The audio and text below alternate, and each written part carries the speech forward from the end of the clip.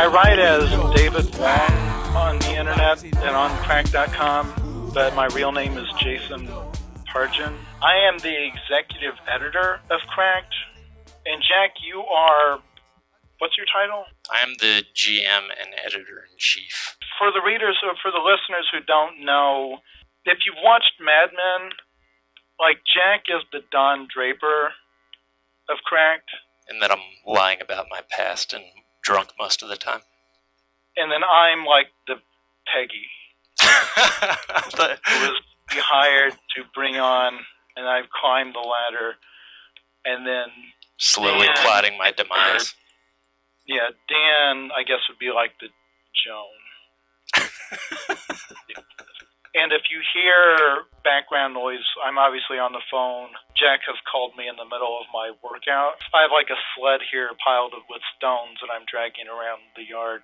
It's like, tough to find time because you work out for your daily workout routine encompasses the middle 5 hours of your day. My workout is like, it's the Rocky IV training montage. And I just go step by step of each thing they did there. Like I'll cut from that and then I'll go inside like my high-tech lab while I run around the track while the scientists watch me. Oh, you cover both the Drago and the Rocky angle. Yeah, I do both. I do a scene by scene. And so like Brigitte Nielsen's there and she injects me with steroids. And I'll go back out and drag the sled around the snow for a while and have somebody sit on it, and it's very effective, and I'd recommend it. We'll do a separate episode about Absolutely. 20+ years of selling Johnson & Johnson. I started out as a baby-faced monster. No wonder it's diaper rash on my conscience. My teeth and ring was numb by that nonsense. All right, we just did 15 minutes, and I didn't have it recording.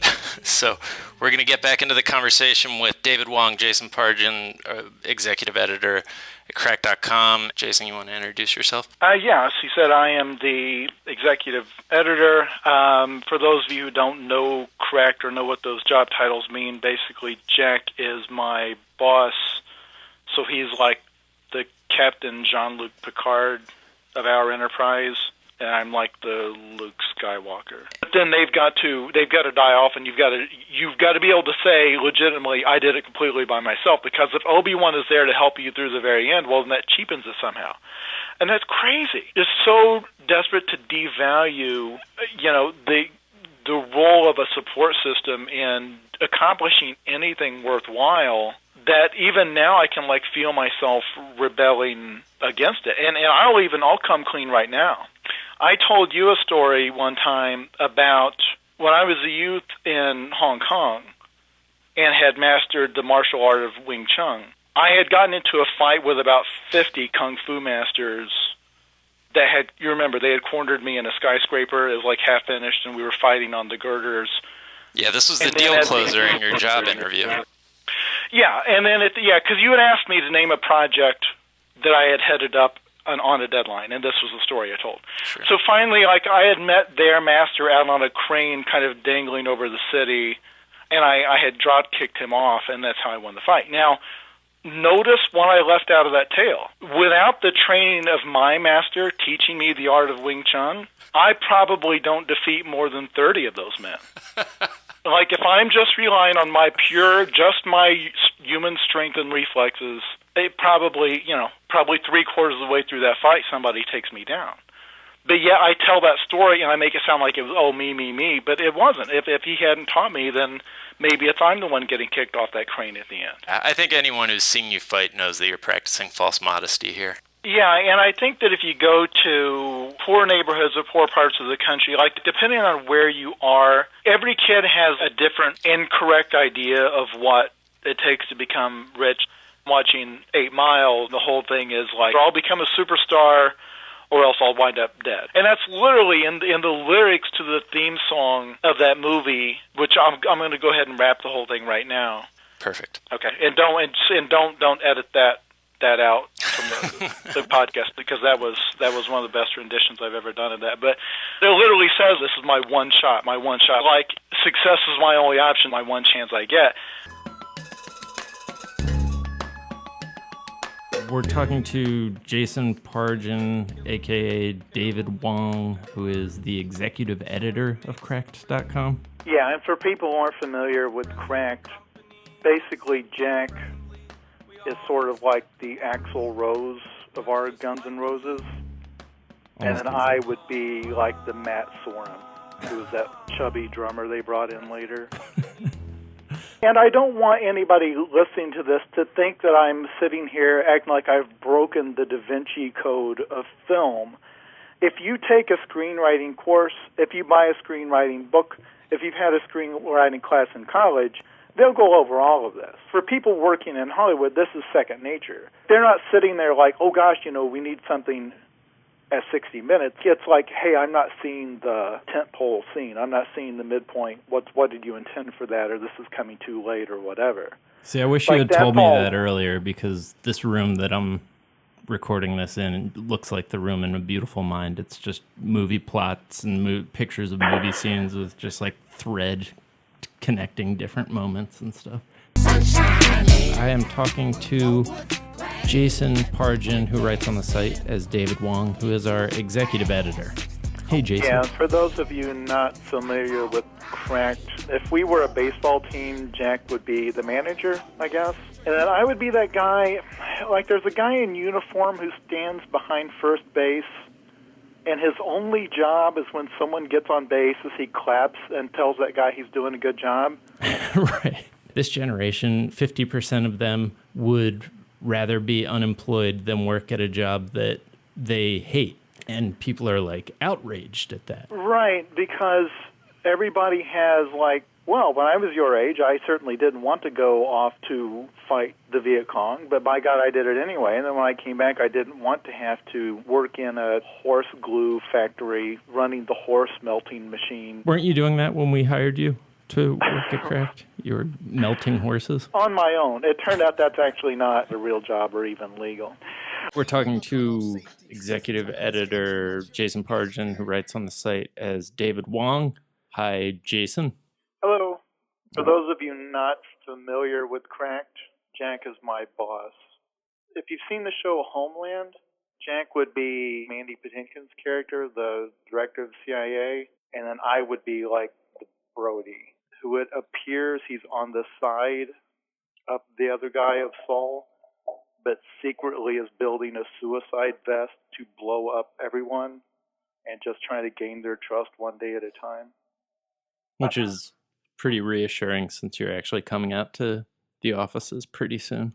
I think of things. The one that I remember thinking, oh, my misconception from a movie would have killed me there, is with guns. I'm someone who's only been in a handful of gun battles in my life, so I don't have a ton of experience. But it's just one of those things that I swear there had to have been a whole generation of people that thought that this was just an imminent danger.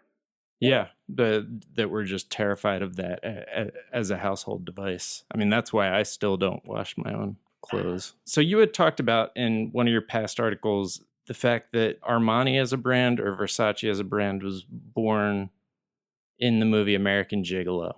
It was in one of your many articles about male prostitutes. I think you went undercover as one.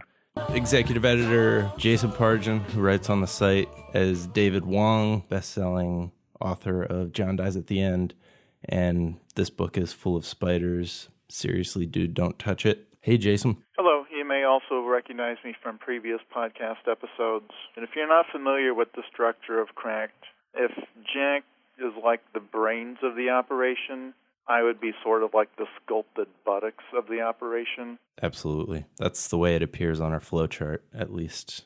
Yeah, I'm the one that everyone stares at as we walk down the street. But you're the real behind-the-scenes, the force that really makes it go. But honestly, you could be replaced as long as the butt is still there. That's what puts the asses in the seats. I think we all know that.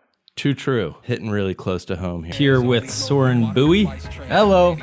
And on the phone we have Jason Pargin, who writes on the site as David Wong, and he's on a lot of podcasts. I don't know if the listeners understand why I'm on the phone, but I actually have a restraining order against Soren that he actually can't be within 1,200 miles of me.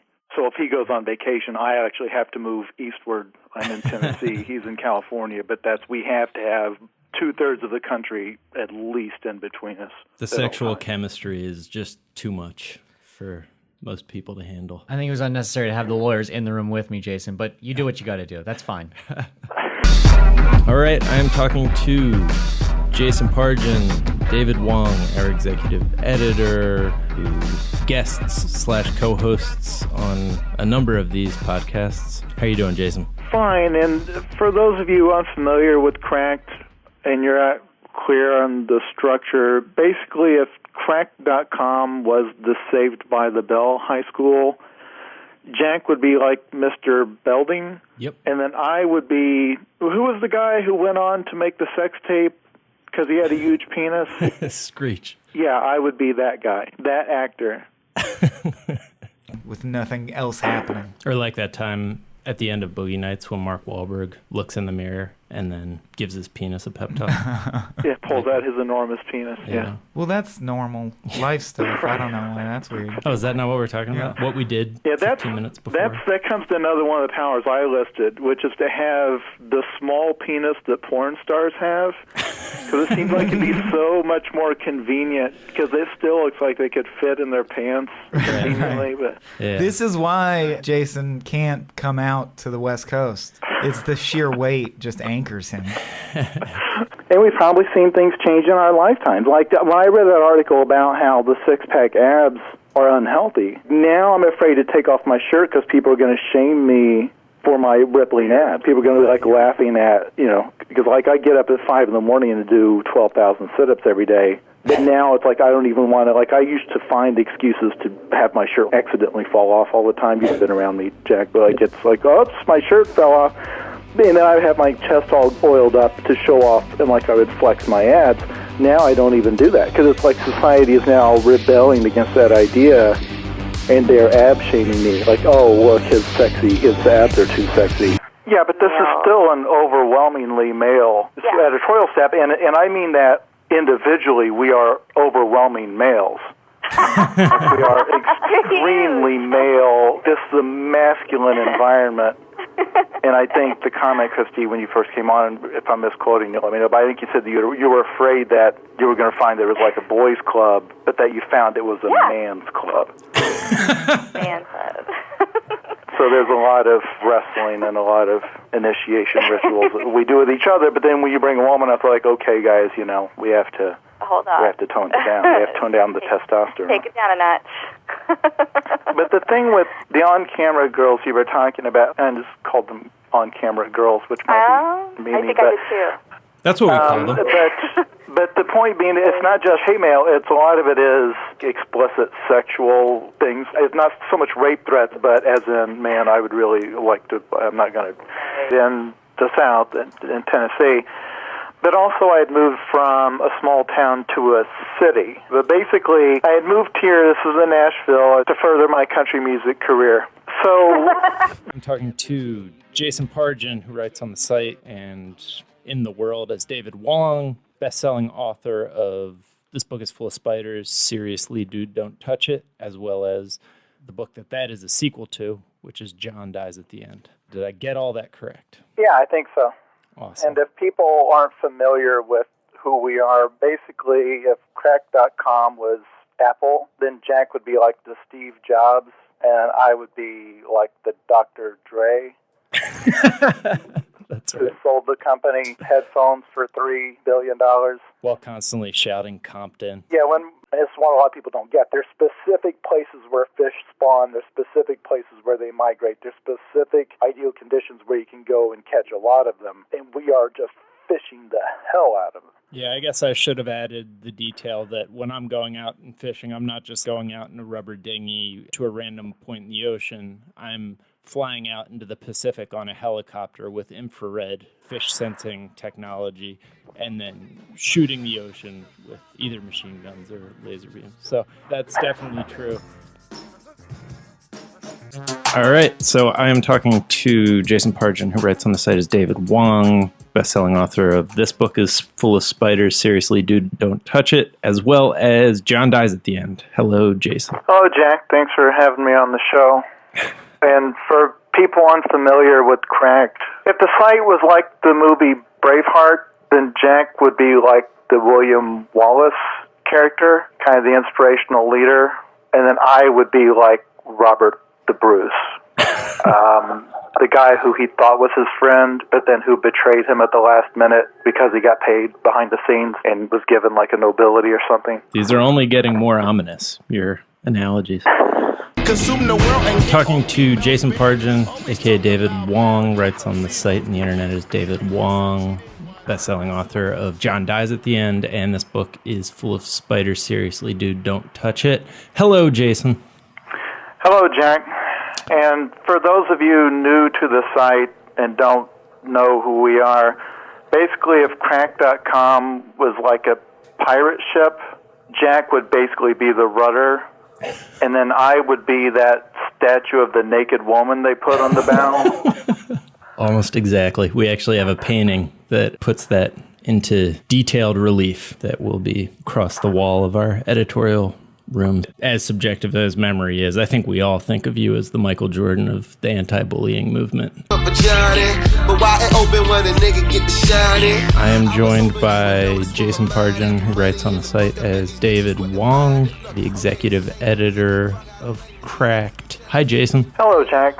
And for those of you tuning in for the first time, maybe aren't familiar with Cracked or who we are that's speaking, basically, if Cracked, the website, was like the Lord of the Rings, the Fellowship of the Ring, then Jack would be like our Gandalf, and then I would be the actual ring, because it's like this piece of jewelry that's very shiny and attractive, but no one knows that it's actually embedded with the dark magic and pure malice of Sauron, the necromancer, and has the energy to destroy all of mankind. And I do wear a lot of jewelry. Almost all of my fingers have rings on them, so it's an apt metaphor from that standpoint. So I've got one final thing, because I wanted to come back to your failing to practice free throws, and that's why you're not in the NBA right now. Yep. You know, like you dreamed of playing in the NBA for obvious reasons as a child, and then at some point, I don't know remember your exact story, Jack, I don't know if you want to get into it, but I think like you blew out your knee right before the NBA draft and you fell out of the lottery, whatever it was. There was a big moment when I was at the line for a game-winning free throw, and I actually soiled myself in front of my entire high school. Well, and because one of the players on the other team transformed into a wolf, a werewolf. Which was unexpected. I was surprised and nobody at that else point, made a big nobody deal. remembers your story at that point. Like suddenly it's all about the fact that you scored 40 points that game was completely lost to history because you were playing against the Teen Wolf and lost, even though that violates a bunch of rules. But it's an illusion that is A, patently ridiculous, and B, something that 100% of us believe at some point during our day. We can laugh at the Kardashians, and then in the next moment you will absolutely see me using something that I bought because I thought it said something about me. Because you saw Kim Kardashian using it and looking great. Jason's a huge Kim Kardashian fan, by the way. We'll do an entire episode about that family.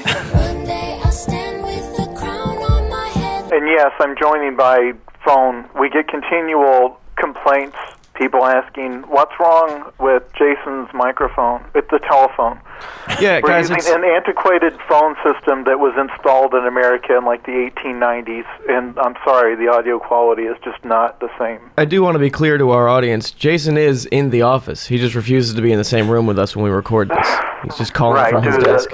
Again, the restraining order I have against Dan and all other members of the Crack staff that do not allow them to make eye contact with me. I prefer to start a rumor that your relationship with the podcast is like Keanu Reeves and Sandra Bullock's relationship in Lake House, and you are calling from the 1800s. It doesn't just sound like that. So your knowledge of our popular culture is impressive. I like that Jack thinks the Keanu Reeves part of the Lake House took place in the 1800s. We make really clever pop culture references to things we've not seen. Just have a vague awareness of the log line. Could be totally off. They're ghosts that are total busters. And yeah, we're kind of like that. So I think everyone has heard the saying that statistics are like assholes. Everyone's got one, and they're way more flexible than people think, and better at hiding things than you expect, I think, is the way it goes, right? I am joined by, on the phone, Jason Pargin, a.k.a. David Wong, most popular writer on the internet. Hello, Jason. Hello, Jack, and please stop introducing me at things that way. Well, stop telling me to before we start recording. It's really... You are, though. I'm proud of the fact that you are most popular writer on the internet, besides probably Bill Simmons and a few New York Times columnists. You would just rather I not talk about how massively popular a writer you are. Because it sets the expectations so high for the podcast, and then it's like, it's got to be a letdown. That's why, like, David Blaine doing Street Magic, people get so much more excited than, like, David Copperfield does a big stage things like, this illusion will amaze you. Yeah. They're like, oh, really? Well, we'll see about that. Where David Blaine, like, he would walk up to strangers, like, outside of a mall and say, hey, can I show you a magic trick? And they'd do an impressive, like, a mildly impressive trick, but they would flip out because, like, they assumed he was a hobo or something. Like, they didn't think that, it's like, oh, this homeless man's gonna pull a piece of bubble gum out of his pocket or something. Like, they don't expect this amazing card trick. So setting expectations is like everything in entertainment. You gotta kind of come in and... And I'm joined on the phone by Jason Pargin, a.k.a. David Wong, the David Blaine of cracked columnists. Hello. Get off your boat, keeping this sound like a me. Go to my link, coke in the sink, chopping that work like a karate. All right, I am joined by executive editor, one of the most popular writers on the internet, David Wong, a.k.a. Jason Pargin. Hello, Jason. Hello, Jack.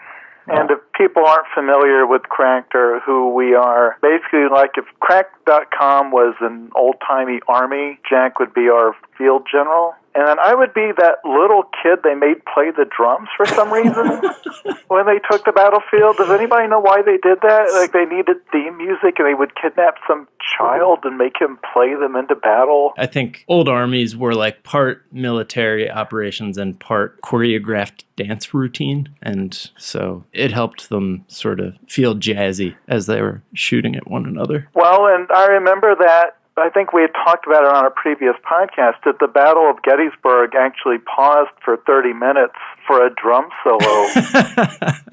And that was just the custom back then. Like, you didn't dare interrupt it. The two opposing drummer boys would just have a drum off, and then the loser was killed. Yeah, go back and find that one, folks. I think it was in our episode all about drum solos, the top 20 drum solos. When you were in high school, did anyone even ask you what you were good at? They never asked me. They asked me where I wanted to go to college, but I left without even a single idea of what I wanted to do with my life, because the process was so... There was no process. I had to base what I wanted to do based on movies I'd seen. This job looks pretty cool, and that Bruce Willis movie I watched, that's probably what it's like in real life, isn't it? Maybe that's what I want to do. And that's how you became a professional diehard. I am joined by Jason Pargin, who writes on the site as David Wong, the executive editor of Cracked, and one of my favorite writers on the internet. How's that? Is that better for you? Does that make you less embarrassed? Yeah, that's great, Jack. And for people listening in for the first time who don't know who's speaking, if Crack.com was, I can't remember the name of the movie, but there's this Japanese anime porno movie about an all-women's prison where all of the inmates have to dress as schoolgirls. The listeners know what I'm talking about, but the warden is that character that it's a half-man, half-squid creature, and all of his tentacles are penises. That's who Jack would be. And then the protagonist, it's like a centaur where the front half is a naked woman, and the back half is a second naked woman, and she opposes the warden, and there's like a climactic battle/orgy at the end for control of the prison. That would be me. We'll look up the title later and edit it in. The listeners know what I'm talking about. Yeah, I like the assumption that the listeners know that, but are totally unfamiliar with. They've just like accidentally, their thumb has brushed past the Cracked podcast, and they've accidentally downloaded it and found themselves listening to it. When we think about intelligence, we associate it with one type of thinking, which is being able to sit down and, like Sherlock Holmes, walk our way through verbally complex ideas or whatever. But like you mentioned, the tennis coach, sports give a good insight into this, I think.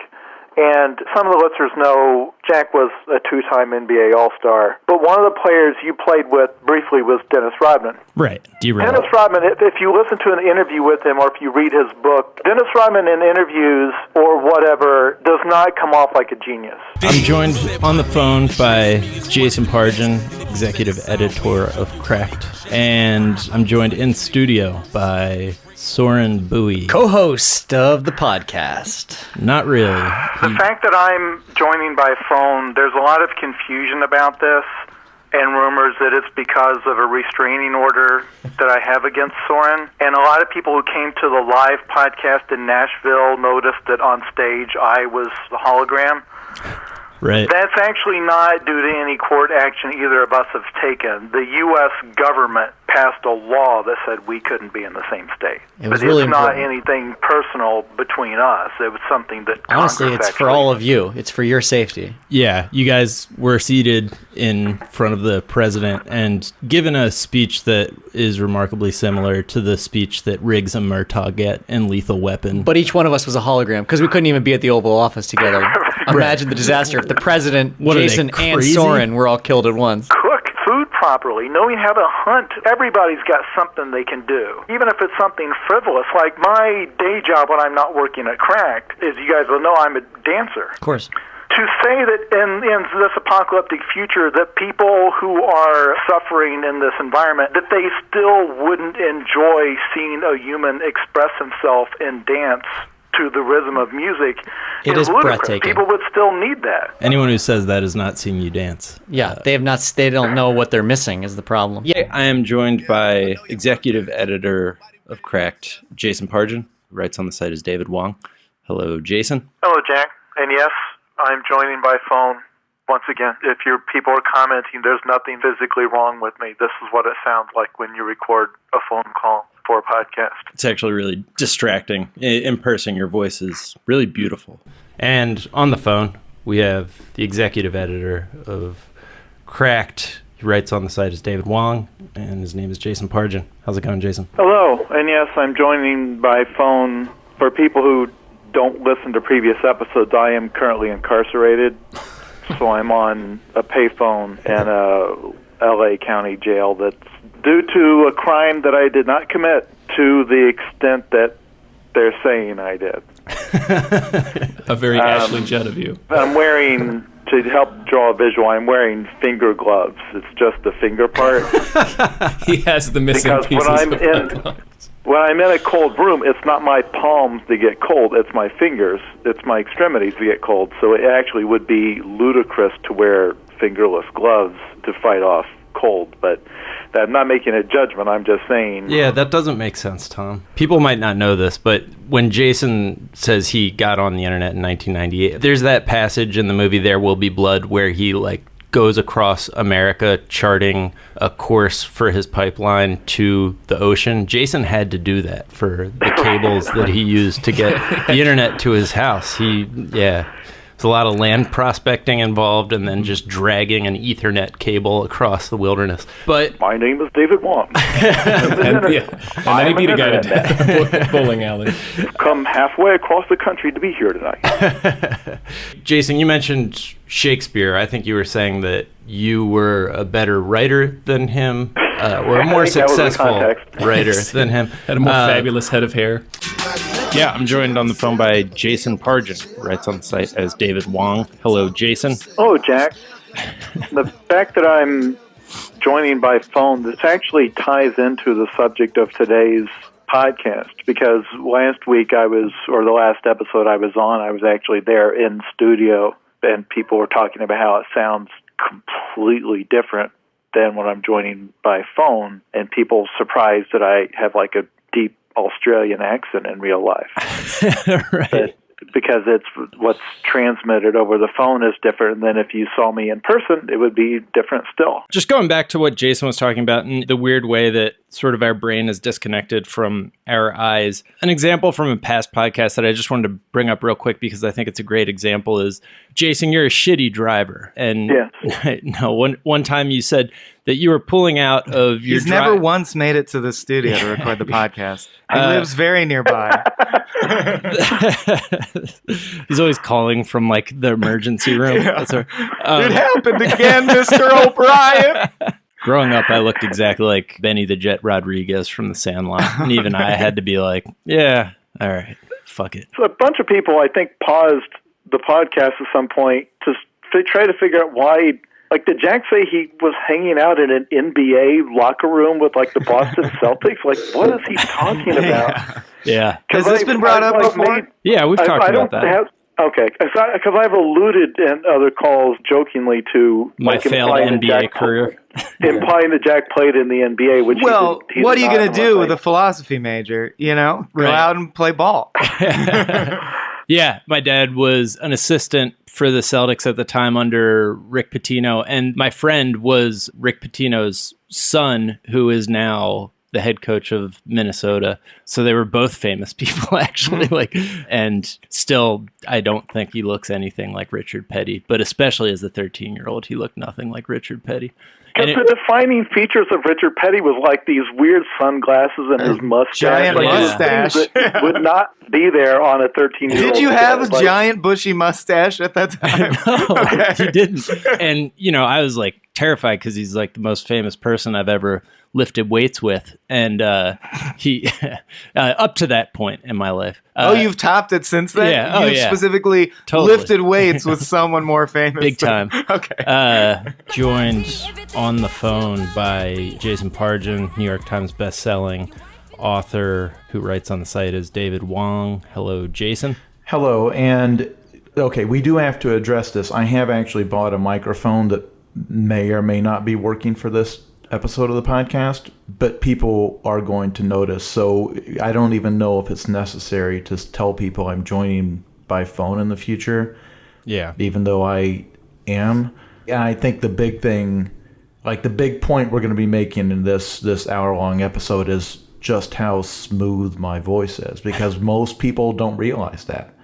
They've only heard me over a phone line, and I think every point we're about to make, and it's a heavy subject, but I think the main takeaway from this is going to be I have a very smooth voice. Yeah, we're going to be ranking the top 5 vowels to hear Jason say. That's something. Yeah, and I could go ahead and sing the song now, but I think there are licensing issues with it. I think it would cost about $15,000, which we may decide it's worth it. I don't, we would certainly get more than $15,000 worth of entertainment out of that. But the column is not about the song. Well, we can do the math. An NBA roster only has 12 guys on it. Yeah. There's how many teams in the NBA? 30? Yeah. All right. So you've got less than 400 of those jobs total. It was probably about 280, I'd estimate, are Americans. I mean, it was a really big deal when I walked away from my contract to come work for you guys. Yeah, it's the NCAA system is crazy when you look at it in sort of the broad terms we're talking about. I have a similar one. Like since the Fast and Furious movies got so big, people assume that when you're in the underground street racing scene, it's just you have like all these cars at your disposal. And I've been maintaining the same 1970 Dodge Challenger for like 8 years, and you'll have like one girl in a bikini who starts the race, but it won't be like 40 just following you around rubbing. And when they get up on your car, that's obviously it's not great for the suspension, and that's really important. Now keep this going for like an hour. You would never crash a car through 2 buildings. That's irresponsible. One. You would crash through one. Yeah. Right. Yeah, no, I'm not a good athlete. and I come from a line of good athletes, so that's probably Why working comedy, like working in comedy, people are like, oh, this guy's fucked up. And also, this guy's going to be like a fucking barrel of laughs, like constantly on. And that's not my personality. Jason, you're a funny person in person, but you have a team of writers who's writing every time you come to appear before us. Yeah, it is weird to hear Jason, telling jokes and making observations that he was screaming at me to write just 2 hours ago. Yeah.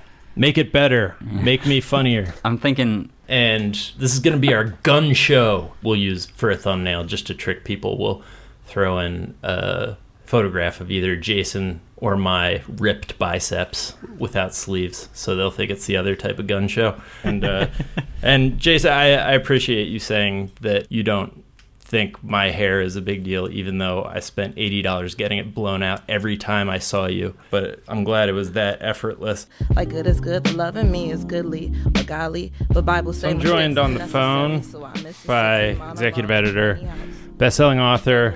His real name is Jason Pargin. Writes on the site as David Wong. How's it going, Jason? It's going well. Is there a point where we can start just pretending that I'm in the room with you? Yeah. Does it matter to the listeners that I'm not there? Oh, you mean for the listener's sake? I thought you meant like for like a little role-playing thing for us. Yeah. Jason, that's my drink. Put that down. There you go. Oh, Jason. That's role player number one. He is Schmitty, some call him. Mr. Alex Schmidt. How's it going, man? It's going great. Thanks for having me. Alex, does anyone in your life actually call you Schmitty, or is that something Jack just did there? No, yeah, it comes up. I always feel uncomfortable asking people to do it, but I like it. Yeah, it's great. Really like it. Yeah. It's the only way I feel comfortable, actually. My own skin. And today we're talking about something called the Ben Franklin effect. It's impossible to escape that, the way that you have just assistants waiting on you. And here I'm talking about myself, of course. I have 5 assistants here. The massager, the shoe tire. Guys, put my drink down. Yeah. Guys. Oh, man, you're so good. I love this improv scene. Keeps having people mess with Everybody wants drink. Alex's drink. So I'm joined on phone, or rather in person, let's pretend, by Jason Pargin, who writes on the site as David Wong, the internet's most popular writer, the John Grisham and Tom Clancy of the internet. Hello, Jack. Hey. And just to alert the listeners, I have been taking cough medicine with codeine because I've been sick ever since Christmas. Yeah, you've been taking that lean. I feel like my head is a large vat of liquid that my brain is floating peacefully in, but that there's like this detachment between me and reality that just really makes whatever's occurring just not matter. It just doesn't matter. I'm not sure if I'm actually having this conversation or not, but that otherwise should not impact the podcast at all. I'm also joined in studio by Joshua Sargent, JF Sargent on the site, the Serge in person. Hey, Jack. And just to alert the readers, I've been taking a lot of cough medicine with codeine. I'm not sick or anything. Right. I've just been guzzling that for the past week. When I said you're taking that lean, I think that's the rap term for, or just in general, the term for the codeine cough syrup beverage with Sprite concoction that Lil Wayne drinks that has given him a seizure every week for the past few years. Probably going to kill him. And please, anyone listening to this, go search the site for Adam Brown's column about his dead serious cough syrup addiction he had a few years ago and how it almost killed him several times. Please don't let us making light of cough syrup taken recreationally. Don't take that as a sign you should go do it. Read his column. It was one of the most eye-opening things I've read on the site in a long time. So I'm joined on the phone by Jason Pargin, who writes on the site as David Wong, best-selling novelist. How's it going, Jason? It's going well. And if we have new listeners who don't really know who I am or who Jack is, basically, if Cracked was like the Batman versus Superman universe, which I know nobody's seen the movie, but you've seen the commercials already, I'm the equivalent of Superman, like the person with godlike power who's sort of gone insane with that power. And then Jack would be the equivalent of Zack Snyder, the guy behind the scenes who is secretly ruining everything. I can't believe you picked my favorite director. Thank you. Thank you, Jason. That's exactly right. And also, I have his subtlety and eye for symbolism. I'm joined on the phone by Jason Pargin, who writes on the site as David Wong, New York Times bestselling novelist of the books John Dies at the End, This Book is Full of Spiders, Seriously Dude, Don't Touch It, and Futuristic Violence in Fancy Suits. Did I get all that correct, Jason? Yes, Jack. And when you say them all in a row like that, it just turns into a nonsense phrase. And those were 3 novels. I apologize for giving them nonsense titles, but yes, right. The last one, which I completely forgot to mention, I think on the last 5 podcasts. But yes, please go buy it. It's called Futuristic Violence in Fancy Suits, and it won an award. An Oscar, right? Yeah, it won an Oscar for best film. best film in novel form was the name of the cat. It's not one that's shown during the broadcast. It's one of the technical awards, but right, the ones hosted by Jason Segel and Olivia Munn. For me, when I would watch a movie that includes the sort of upper crust Ivy League type people you're talking about, those are so cartoonish that I kind of thought they were just a Hollywood invention, because they were always like the setup for a comedy. Like if you see those snooty people at a wedding, you know that like a monkey is going to run loose in that wedding and make a wreck of it very soon. Like that's the only reason they would exist, is so that a chimpanzee can get free and knock over the wedding cake, and like their monocles will fall out when they see the... And our graduation from high school was interrupted by a monkey getting loose. Right. I mean, that does tend to happen with them. My first year of high school, my junior year of high school, in this prep school where a bunch of kids whose families all went to Ivy League schools, was extremely strange to me. And I felt like I was pretending to be someone who I wasn't. And I had this experience when I was 12 where my dad took me on a recruiting trip to this kind of trailer park area in Florida, and I stayed outside and shot hoops with some of the local kids, and they could not believe that I was still a virgin. And I had not kissed a girl yet, but they were like, "You're what?" And it might have just been that they couldn't believe that I would admit that I'm still a virgin. But that was the first question they asked me, I think because they sized me up and was like, this guy's still a virgin when I'm like 11, 12. And I had to adapt and be like, I mean, like basically still a virgin. I still hadn't like kissed a girl at that point. And it's a very formative experience because, yeah, I didn't have room in my sort of mental vocabulary to be like, oh, I was in a different class that I wasn't familiar with, because America doesn't make room for social classes. So I was just like, that was, I guess, a memorable experience for some reason. I have so many questions about that anecdote, but I don't want to derail the whole what are your podcast, because I can't. I just picture a bunch of 12-year-olds on a basketball hoop, and the guy like, so meeting you for the first time in all their lives, a total stranger, like, so yeah. You had sex yet? There was a girl there, and they were like, are you sweet on him? And then she was like, no. And they were like, she'll fuck you. And I was like, what? And they were like, oh, are you still a virgin? And I was like, what? Why? This really devolved quickly.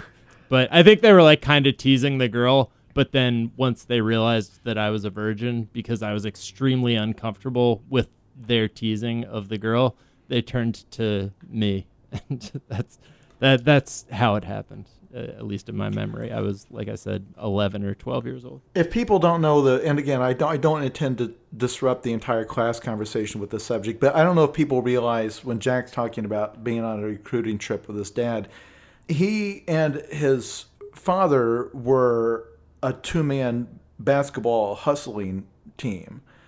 Like they would go to these courts and they would white men can't jump like play very badly and very awkwardly. And then they would say, well, why don't we play again, but this time put a little bit of money on it. And then suddenly it's behind the back passes and alley-oops and they're dunking. And then they would just right out of that trailer park, they would clear, $500,000 in some cases. Yeah. And they would just travel the country doing this. Yeah, and that's how Jack paid his way through college doing that.